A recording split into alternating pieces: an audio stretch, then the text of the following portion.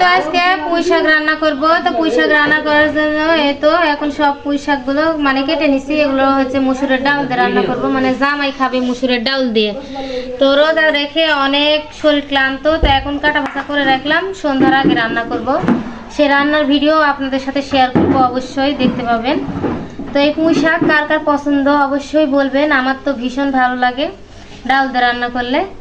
তো এখানে এই যে পরিষ্কার করে সব কিছু যে ডাঁটা আলাদা করে রাখছি আর এই শাক আলাদা করে রাখছি, এগুলো সব আলাদা করে ধুয়ে নিই, তারপর রান্না করব। আর রান্নাটা করবো বিকালে। এখানে হচ্ছে গোটা গোটা পেঁয়াজও কুটে রাখছি, মানে সিলে রাখছি। এগুলো পরে কুটে তারপরে তরকারিতে দেবো রান্না করার জন্য।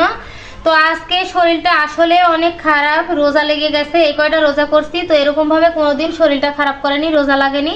আজকে অনেক রোজা লেগে গেছে, তারপরেও কষ্ট করে রোজাগুলো সব কটা রাখার চেষ্টা করব। আপনারা সবাই দোয়া রাখবেন আমার জন্য, যাতে করে আমি সব কটা রোজা এভাবে ভালো করে রাখতে পারি। যতই কষ্ট হোক না কেন রোজা রাখবো ইনশাল্লাহ।